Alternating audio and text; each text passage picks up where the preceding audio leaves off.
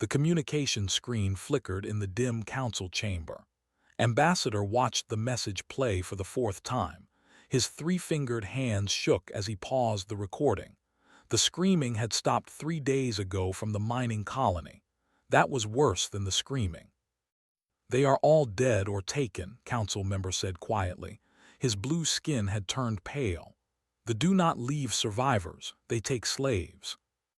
Nodded, the horde had swept through the 7 mining colony like a storm. 800 miners, 300 security personnel, all gone. The Galactic Council had sent their best peacekeeping forces. 3 times they had tried to retake the colony. 3 times they had failed. They were too strong, too brutal, too savage. "We have lost 200 soldiers," continued. "Our best warriors, they laugh at us. They say we are soft. They say the galaxy is weak." "What choice remains?" another council member asked. Her voice was tired, defeated. Stood up, he had been thinking about this for days. There was one option, a new option. "Earth," he said simply. The chamber fell silent. Every council member turned to look at him. They asked, "You want to ask the primitives for help?" "They are not primitives anymore," said. "They achieved faster-than-light travel 2 years ago. They have been exploring their region of space. They have contacted us." "They are from a Class 12, another member said. The fear in her voice was clear. "Nothing should be able to survive on that planet. The gravity alone would crush most of us. The diseases would kill us in hours. The predators are everywhere. Even their weather is deadly." "Exactly," said. He pulled up Earth's file on the main screen. The planet rotated slowly. Blue and green and white, it looked beautiful. The data next to it told a different story. Gravity, 1G Earth standard, which was 1.4 times galactic standard. Atmospheric composition, toxic levels of oxygen. Native predators, thousands of species. Pandemic diseases, constant. Natural disasters, weekly. "If they survived that world," continued, "perhaps they can face The debate lasted 2 hours. In the end, desperation won. They sent the message to Earth. The response came faster than expected. 18 hours later, Earth agreed to send a team. Traveled to the orbital station above 7 to meet them. He waited in the docking bay, his security team around him. When the human ship connected, he felt his pulse quicken. What would they look like? The reports said they looked similar to, but taller, stronger, more dangerous. The airlock opened. 5 figures stepped through. They were wearing dark armor that seemed to absorb light. Each one carried weapons that looked primitive but deadly. Had studied human weapons, kinetic projectiles. They used controlled explosions to throw metal at high speeds. Barbaric, effective. The lead human removed his helmet, saw a face that was indeed similar to features but harder. The eyes were sharp and calculating. The human skin was darker than most. His black hair was cut short. "Captain," the human said, his voice was deep and calm. "This is my team, Lieutenant, Sergeant Sung, Corporal Jinna Park, Private Lee." "Bode, Ambassador, thank you for coming. I must warn you, the situation is dire. They are the strongest warriors in this sector. They stand 8 feet tall. Their skin is like armor. They fear nothing." Captain smiled slightly. It was not a happy smile. "We have read the reports. Show us the mission details." They moved to the briefing room, pulled up tactical maps of the colony. "They hold the main facility here. They have approximately 300 warriors. Our intelligence suggests they are preparing to transport the miners off-world for slave labor. We have perhaps 4 days before they leave." Lieutenant leaned forward, studying the map. She was smaller than the captain, but her eyes were just as sharp. "What about the environment? The report said 7 has 1.8 g gravity and a toxic atmosphere." "Yes," said carefully. "I apologize. We can only send you with environmental suits. The gravity will be difficult. The atmosphere has sulfur compounds that will burn your lungs. The temperature shifts between freezing and boiling depending on the time of day. Our forces found it challenging." To his surprise, Sergeant Sung laughed. It was a short, sharp sound. 1.8 G. We train at 2 G and our environmental suits are built for worse conditions than that. Stared at him. You train in higher gravity. Earth is already a high-gravity world by your standards, Corporal Jenna Park said. She was checking some kind of medical scanner. Our bones are denser. Our muscles are stronger. We evolved to carry our own weight under constant pressure. As for toxic atmosphere, Private Lee added, Earth's atmosphere would kill most species in the galaxy. Too much oxygen. Our cells learn to handle it. These suits will be easy. Felt a chill run down his spine. He had known the humans were from but hearing them talk about it so casually was different. They spoke about conditions that would kill him like they were minor inconveniences. When do we deploy? Captain asked. You want to go immediately? Asked. Do you not need time to prepare, to plan? The captain looked at his team. Something passed between them without words. We prepared on the journey here. We are ready. They do not have time for us to wait. Nodded slowly. He led them to the deployment bay where awaited. As the humans checked their weapons and equipment, he watched them carefully. They moved with efficiency. No wasted motion. They communicated with brief words and hand signals. They seemed relaxed but could sense something underneath, something coiled and waiting. Ambassador, Lieutenant said as they prepared to board. One question, the respect strength, yes. Yes, confirmed. Only strength. They have no concept of mercy or diplomacy. She nodded. Good, then they will understand us. The engines roared to life. Watched it descend toward the planet's surface, toward the held colony. He had sent 5 humans against 300 warriors. He had sent them because he had no other choice. As they disappeared into the clouds, wondered if he had just made the biggest mistake of his career, or if he had finally found the answer the galaxy needed. On the surface of 7, they waited in the colony. They did not know what was coming. They did not know about Earth. They did not know what evolution had created on a Class 12. They would learn soon enough. The touched down 5 kilometers from the colony. Captain was the first to step out onto 7's surface. The gravity hit him immediately, pulling at his body with 1.8 times Earth's force.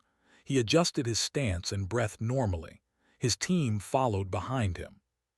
Gravity feels good, Sergeant Sung said, rolling his shoulders, like wearing a weighted vest. Ambassador's voice came through their communication system. He was watching from orbit. Please confirm your suits are functioning. The atmosphere readings show sulfur dioxide at dangerous levels. Corporal Jenna Park checked her scanner. Suits are fine. Atmosphere is breathable with filtration. Temperature is currently minus 20 degrees Celsius. Will rise to 45 degrees in 6 hours. She paused. This is actually pleasant compared to some places on Earth. Impossible, said. Our soldiers found these conditions extremely difficult. Lieutenant pulled out a tablet showing the mission map. Ambassador, with respect, your soldiers evolved on gentle worlds. Humans evolved where every day was a fight to survive. This planet is uncomfortable. Earth was deadly. She looked at her team. We have 5 kilometers to the colony perimeter. Terrain is rocky with limited cover. Private, take point. Stay low and quiet. Private Lee nodded and moved forward. He was the youngest of the team, but he moved like a shadow. Within seconds, he had disappeared into the landscape. Captain led the rest of the team forward at a steady pace. They moved in formation, using the rocks and hills for cover. Sergeant Sung carried the heavy weapons, but the increased gravity did not slow him down.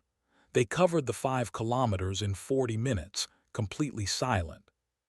I have visual on the colony, his voice came through quietly. Guards on the perimeter. Count 20 hostiles, they are big. Reports were accurate.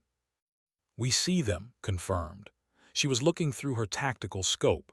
They were indeed massive, 8 feet tall, covered in thick gray skin that looked like natural armor.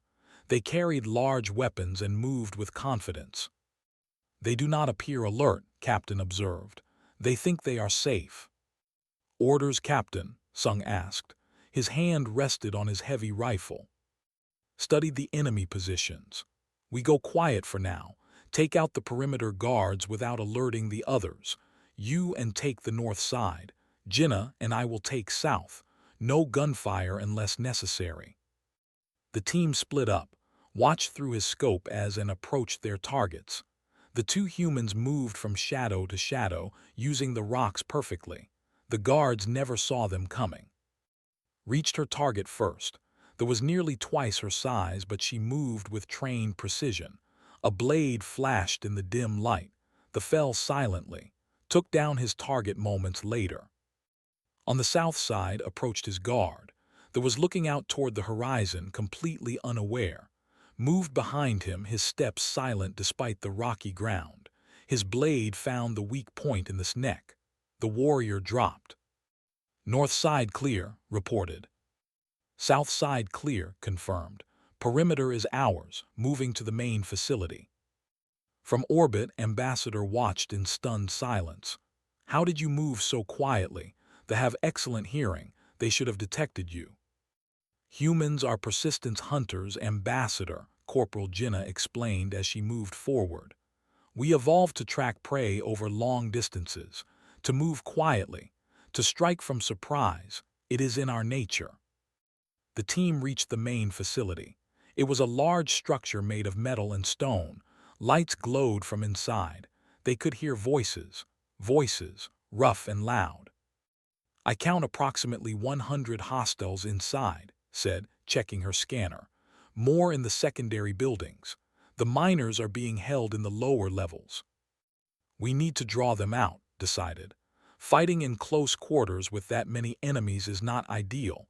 Can you make some noise? Smiled. I brought enough explosives to make a lot of noise, Captain. 10 minutes later, the north wall of the facility exploded. The blast was massive, lighting up the dark landscape. Alarms began to scream. Warriors poured out of every door, weapons ready, looking for the enemy. They found the humans waiting. Sergeant Sung opened fire first. His heavy rifle roared, sending projectiles at supersonic speeds. The kinetic rounds punched through armor like paper. 3 warriors fell before the others could react. They turned toward the gunfire, roaring their war cries. They charged forward, expecting to overwhelm the small group of enemies. They had never fought humans before. The human team spread out, using cover and moving constantly. Their weapons fired with controlled precision. Each shot hit its target. They were strong and tough, but human weapons were designed to kill large predators. They had been doing it on Earth for thousands of years. They are too slow, called out as she dropped another. Their size makes them powerful but not fast. She was right. They were strong, but humans had evolved for endurance and speed. The humans moved between cover points, fired, moved again. They tried to chase them, but they could not keep up. One warrior managed to get close to Corporal Jinnah. He swung his massive weapon at her head. She ducked under the blow and rolled away. Before they could swing again, she had put 3 rounds into his chest. The warrior fell. These things are tough, Jinnah said, but they can die. Their biology is not that different from large Earth mammals. Hit the vital organs and they go down. The battle lasted 12 minutes. 50 warriors lay dead or dying. The rest had retreated back into the facility, finally understanding that they were facing something dangerous. Ambassador's voice was shaking. How did 5 of you defeat 50 of them? Our entire battalion could not accomplish this. Captain reloaded his weapon calmly. Your battalion was not ready for war, Ambassador. They were peacekeepers. They were trained to show force, not use it. We are soldiers from Earth. We are trained to survive against impossible odds. More importantly, we are trained to win. But they are so much larger than you, protested. Size is not everything, said. She was checking her ammunition, not even breathing hard despite the intense fight. Dinosaurs were large. They went extinct. Humans are small and weak compared to many Earth predators, but we learned to think, to use tools, to work together. That made us the deadliest species on our planet. We are pack hunters, Ambassador, Sung added. We protect each other, we coordinate, we adapt. One human might lose to it in strength. 5 humans will never lose because we fight as one. Inside the facility, the Commander Warlord listened to the reports. 50 warriors dead. 5 enemies. It was impossible. It had to be a trick, some kind of advanced technology. But his warriors told him the same thing. The enemies were small. They moved fast. Their weapons were primitive but devastatingly effective, and they did not stop. Even when hit, they kept fighting. Felt something he had not felt in many years. He felt doubt. Outside, Captain looked at his team. Everyone okay? Took a hit to his armor, Jinnah reported. No penetration, some bruising. I am fine, Sung confirmed. Their weapons are strong but slow, easy to see coming. Nodded. Good. We rest for 5 minutes, then we go in. We have miners to rescue. The team checked their equipment and prepared for the next phase. They had learned that they were fighting something new, something from a world they could not imagine. They were fighting humanities, and the battle had only just begun. The human team entered the facility through a side entrance that Private had found. Inside, the corridors were wide and tall, built for the large warriors. Emergency lights cast red shadows on the walls. They know we are coming, Lieutenant said quietly. She was checking her scanner. I am reading heat signatures ahead. They are setting up defensive positions. Let them wait, Captain said. He pulled out a small device from his pack. Set up motion trackers at the rear entrances. I want to know if they try to flank us. While worked, Corporal Jinnah Park examined the walls. These corridors are straight with no cover. They want to force us into kill zones where they can use their numbers. Then we do not use the corridors, decided. He looked up at the ceiling. These are mining facilities. There will be ventilation systems, service tunnels. We go above them. Sergeant Sung smiled. I like it. They are thinking of fighting large armies, not small units that can move through spaces they cannot fit. The team found an access panel and climbed into the ventilation system. The metal shafts were tight even for humans, but they crawled through quietly. Below them, they could hear warriors talking, waiting for an attack that would never come from the direction they expected. They sound nervous, whispered. She was translating the language through her suit's computer. They are saying their brothers died too easily, that the enemy moves like ghosts. One is saying they should retreat. Fear is a weapon, said. They are used to terrifying others. Now they are the ones who are afraid. We use that. They reached a point above the main defensive position. Through a grating, they could see 20 warriors below, their weapons aimed at the corridor entrance. They were focused entirely on that direction. On my mark, ordered. Then we drop in, fast and close.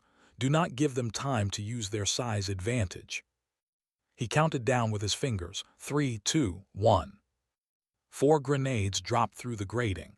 The explosions were deafening in the enclosed space. Blinding light filled the corridor. They roared in confusion and pain. The humans dropped down immediately after, landing among the disoriented warriors. At close range, in chaos, size meant nothing. Training meant everything. The fight was brutal and fast, moved like water flowing around the slower strikes.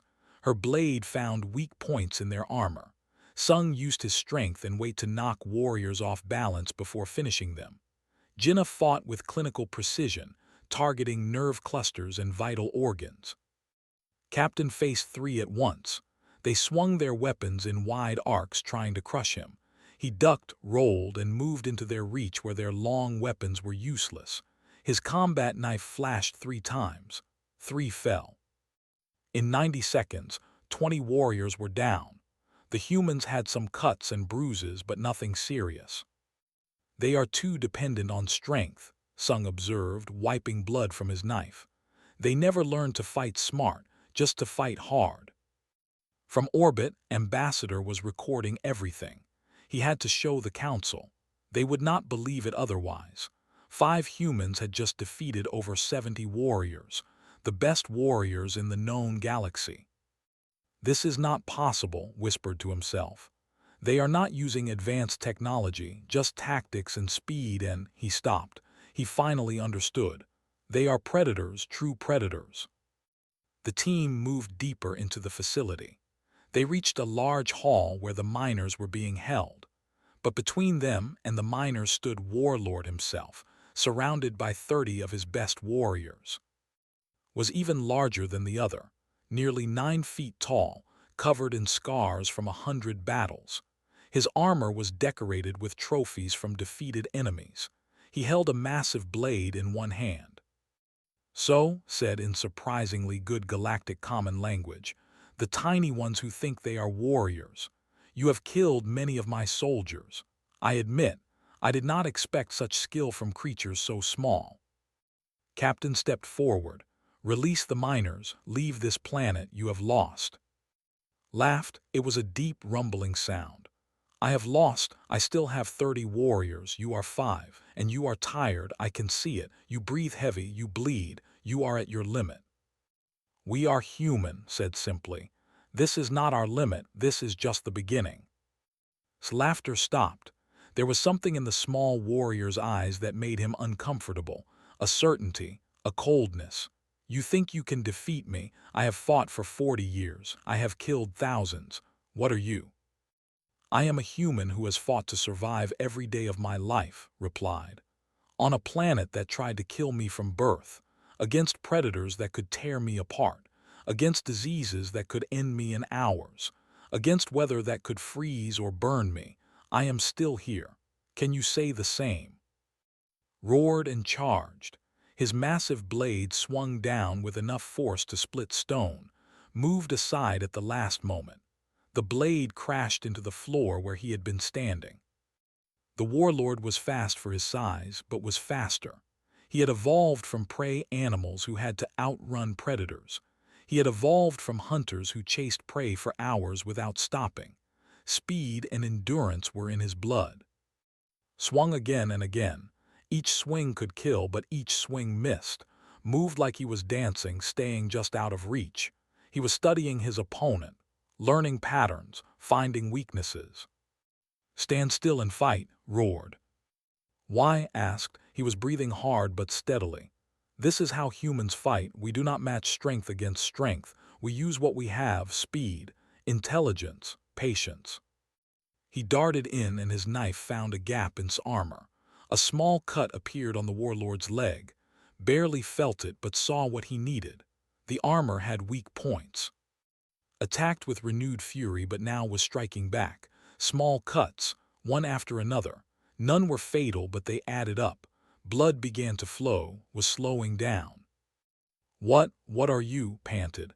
He had been fighting for 5 minutes. He should have ended this in seconds. But the small human just kept moving, kept cutting, never stopped. I told you, said. His voice was calm despite his exhaustion.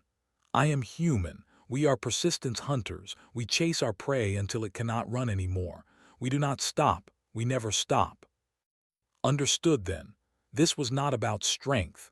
This was about endurance. The human was not trying to kill him quickly.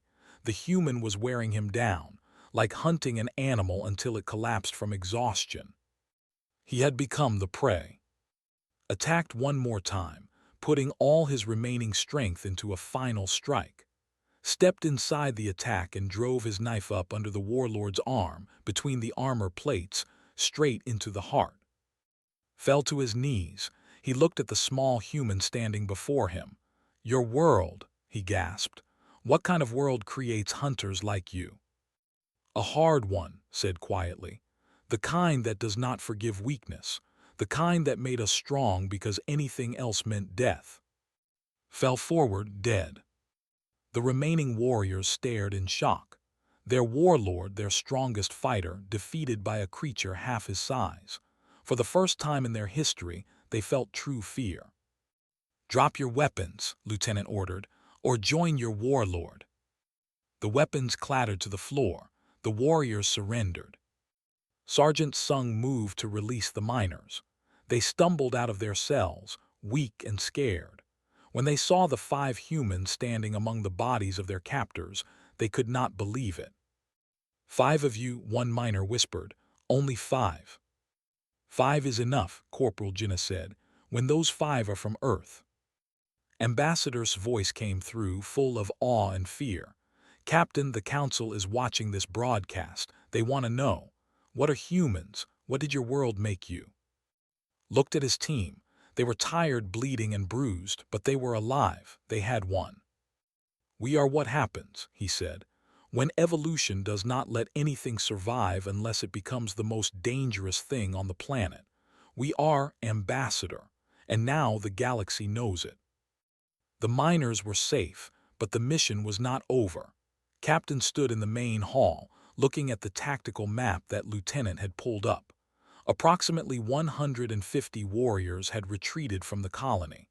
They were heading toward the mountains where their supply ships waited. "If they reach those ships, they will escape," said. "They will report what happened here. They will come back with more warriors, hundreds, maybe thousands." "Then we do not let them reach the ships," decided. He looked at his team. They were exhausted. Sergeant Sung had a deep cut across his shoulder. Corporal Jinnah was limping slightly from a bruised knee. Private had burns on his arms from handling hot metal during the fight. They were hurt and tired, but when looked at them he saw no hesitation, only determination. "Captain," Ambassador's voice came through, urgent and worried. "You cannot pursue them. You need rest, medical treatment. The Council is sending ships to assist. They will be here in 6 hours." "In 6 hours they will be gone," said. "We pursue now." "But there are 150 of them," protested. "You are only 5. You are injured. This is suicide." Sung laughed, a short bark of sound. "Ambassador, you still do not understand humans. We do not abandon a mission because it is hard. We do not quit because we are hurt.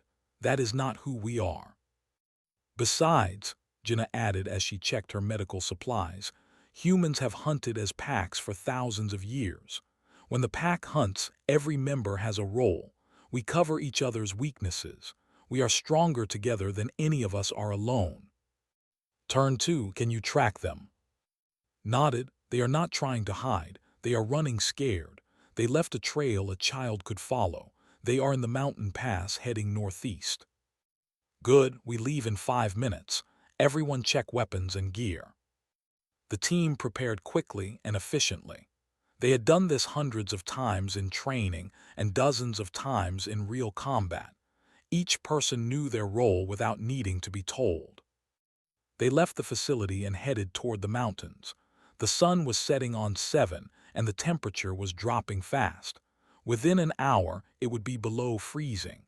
A radiation storm was forming in the upper atmosphere. The scanners showed dangerous levels building. "They will have to stop and take shelter," observed. "They are tough, but even they cannot survive that level of radiation." "We can," Jinnah said. She was adjusting their suit settings. "Our suits are designed for Earth's radiation belts. This storm is nothing compared to what we train in. We keep moving. We catch them while they are sheltering." They moved through the darkness, following the trail. Private led the way, his eyes adapted to the low light. Humans had evolved as persistent hunters who chased prey across vast distances. They could see in dim light. They could track by small signs. They could keep moving when others had to rest. After 3 hours held up his fist, the team stopped. He pointed ahead to a series of caves in the mountainside. "They are inside, all of them, waiting out the storm." "Perfect," said. "They are trapped. What are our options?" Studied the terrain through her scope.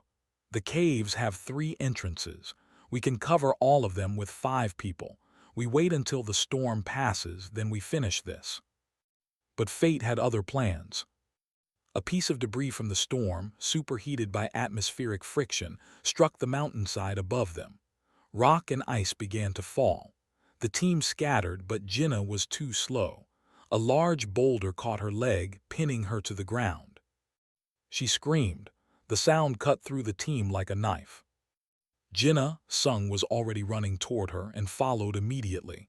They did not think, they did not hesitate. One of their pack was hurt, nothing else mattered. Reached her first. He could see the damage immediately. Her leg was crushed. Her suit had breached. She was exposed to the toxic atmosphere and radiation. "I am fine," Jinna gasped through the pain. Tears ran down her face, but she was already pulling out medical supplies with shaking hands. "I can seal the suit. I can treat the leg. You need to complete the mission." "No," said simply. He was already working to lift the boulder. "We do not leave our pack behind, ever." Sung added his strength to the effort. Together, they lifted the massive rock just enough for to pull Jinna free. The moment she was clear was sealing the suit breach with emergency patches. Inside the caves, heard the commotion. They came out to investigate. They saw the humans gathered around their injured teammate, distracted and vulnerable.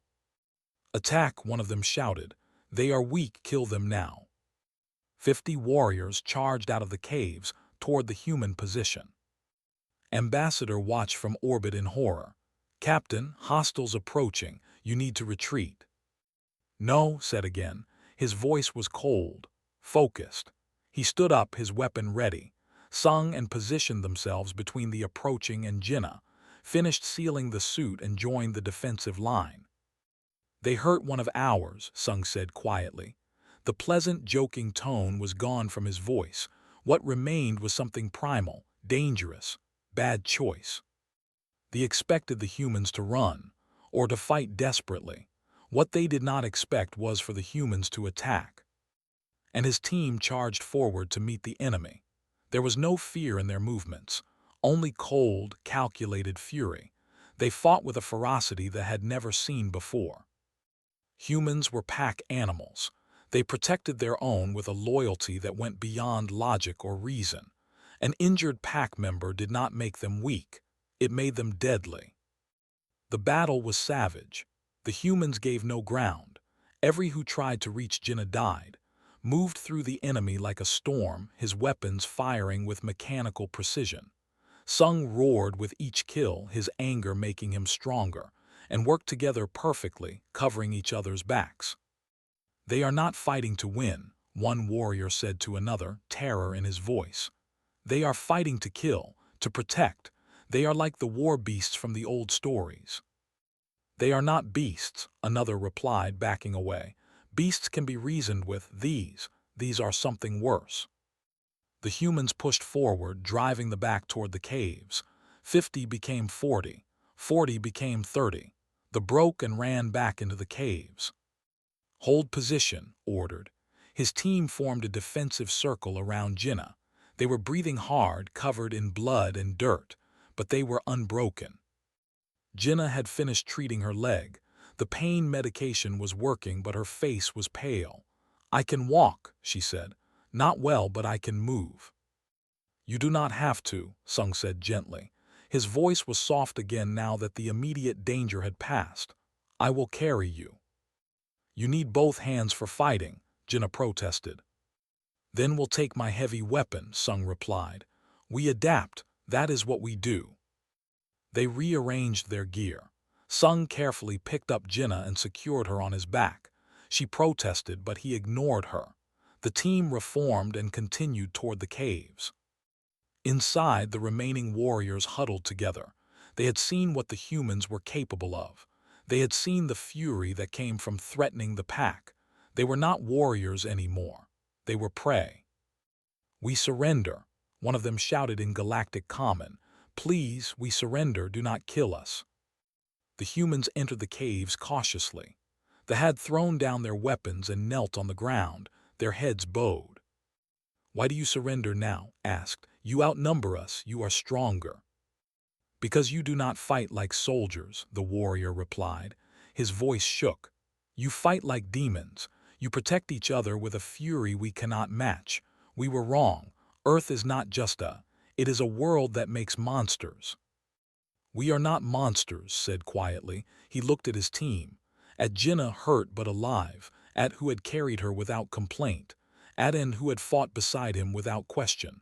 We are humans, we are a pack, and we never abandon our pack. The mission was complete, they were defeated, the miners were safe. From orbit, Ambassador watched in silence. He had witnessed something incredible, not just the combat skill of the humans but their loyalty, their willingness to risk everything for each other. The Council would need to understand this. Earth had not just sent soldiers, they had sent a pack, and attacking one member of that pack meant facing all of them.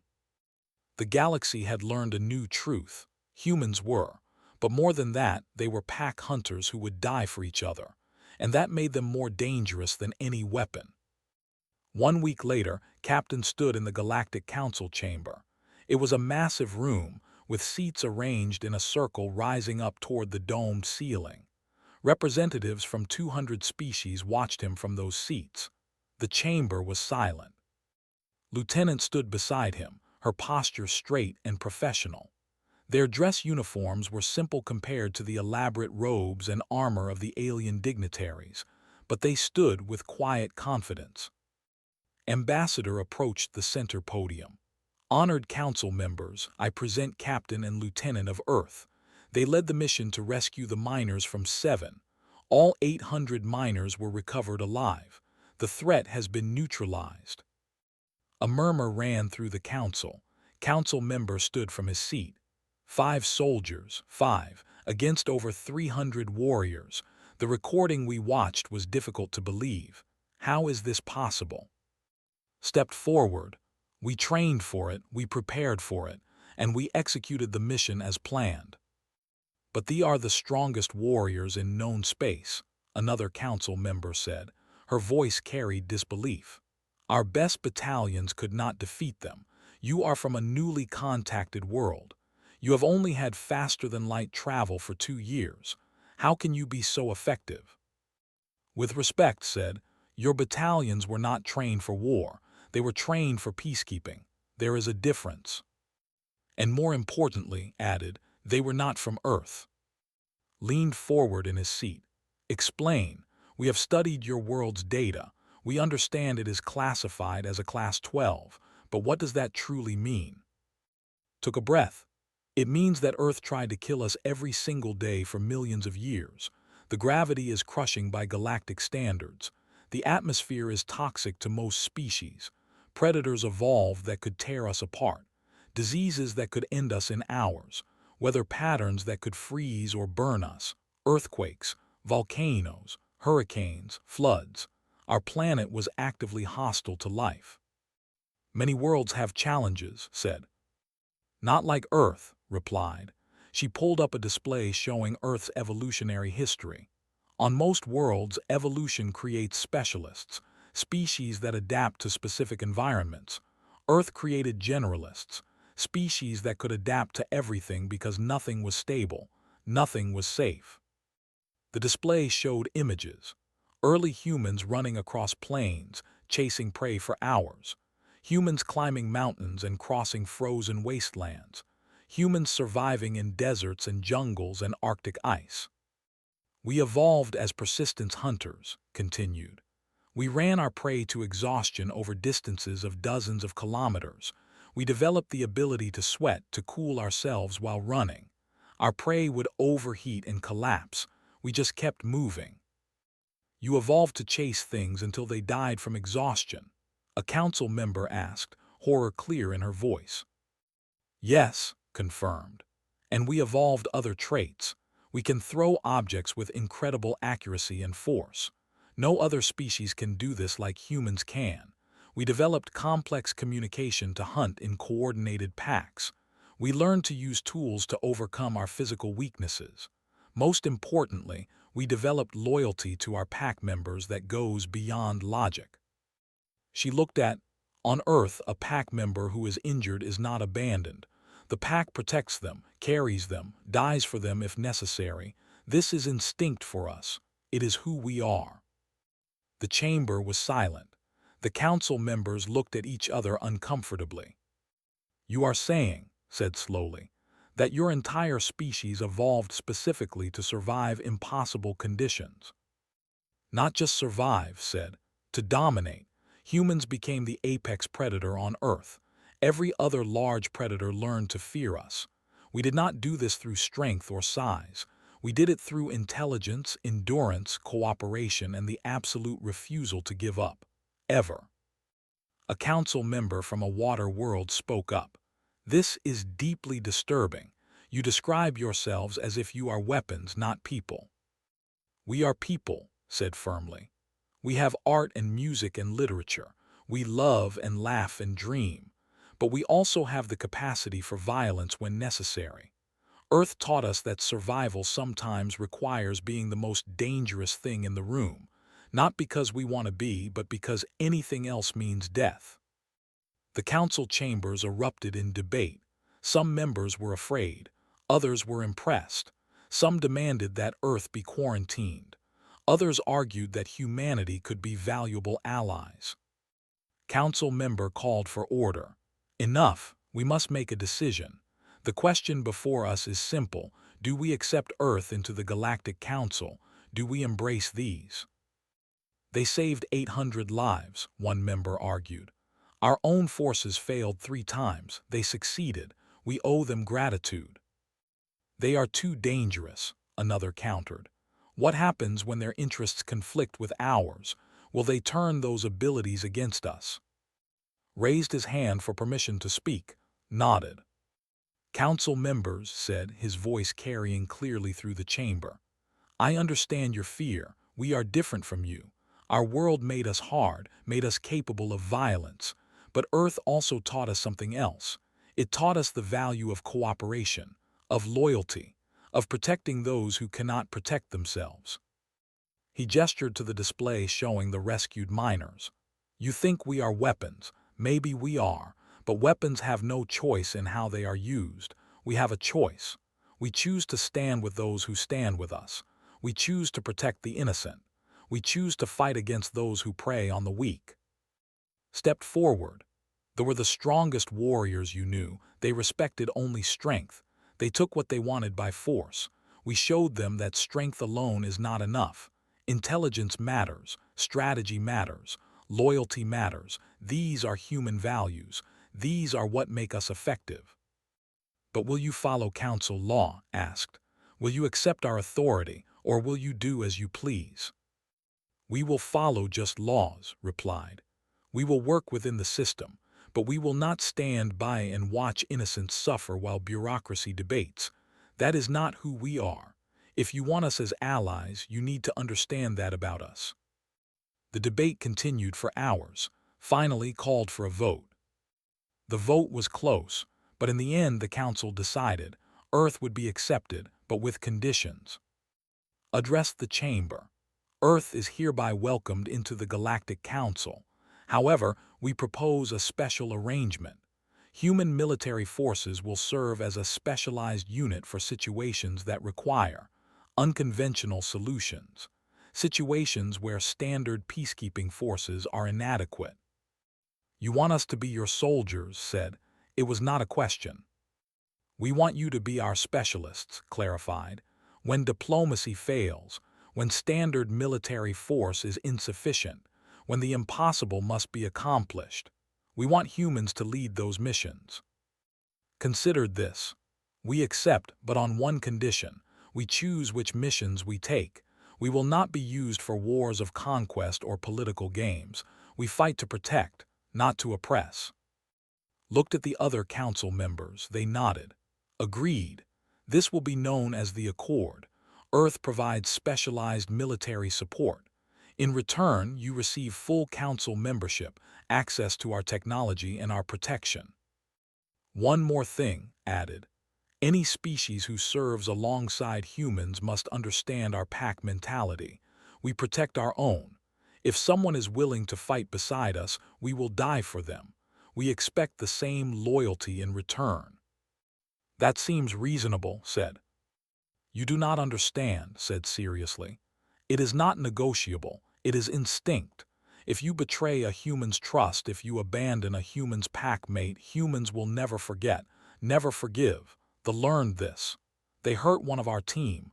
They paid for it with everything. A chill ran through the chamber. The council was beginning to understand what they had invited into their midst. The humans were not monsters. They were not evil, but they were the product of a world that showed no mercy to the weak. They had survived by becoming the strongest, most loyal species on their planet, and now they were loose in the galaxy. 3 months later, the word had spread throughout known space. Humanity's reputation preceded them. When humans arrived to help with a crisis, people felt relief. When humans arrived as enemies, people felt terror. The Horde, once the most feared warriors in the sector, had changed their recruitment message. It now included a specific clause: "We do not accept missions that may involve humans from Earth." In a bar on a space station, a group of alien mercenaries sat drinking. One of them, a veteran soldier, gave advice to the younger recruits. If you ever face humans in combat, remember 3 things. 1. They are faster than they look. 2. They never stop even when hurt. 3. Never ever threaten their pack, because if you hurt one human, you face all of them, and they will chase you across the entire galaxy if necessary. On Earth, new teams were being trained. The success of Captain's mission had inspired thousands to volunteer. Young humans eager to explore the stars and prove that Earth's children could stand among the stars. In the training facility, an instructor addressed a new class. "You are about to represent humanity to the galaxy. They see us as predators, as dangerous. They are right, but show them that we are more than that. Show them that humans are loyal, that we protect the innocent, that we make the galaxy safer, not more dangerous." Captain and Lieutenant were promoted to train these new teams. They had become legends, the humans who defeated the who saved the miners. On their final day at the council chambers before returning to Earth, Ambassador approached them. "I want to apologize," he said. "When I first saw you, I thought you were primitives, barbarians from a savage world. I was wrong." "You were not wrong," said gently. "We are from a savage world. We are capable of terrible violence, but we are also capable of great loyalty, great sacrifice. Earth made us both warrior and protector. We are what we needed to be to survive." "The galaxy is changing because of you," said. "Species that once feared only strength now respect strategy, intelligence, loyalty. You have shown them a new way." Smiled. "Good. That is what we wanted, not to conquer, not to dominate, just to show that there is strength in protecting others, that the most dangerous species can also be the most trustworthy." They boarded their ship to return home. As Earth grew larger looked at his team. "We did it," he said quietly. "We showed them who humans are." "And they will never forget," added. "They have arrived, and the galaxy will never be the same." The ship entered Earth's atmosphere, carrying the warriors home. Behind them, the galaxy continued to spin, but now it spun with the knowledge that humanity had joined the stars. And when humanity made a promise to protect someone, that promise was kept, no matter the cost.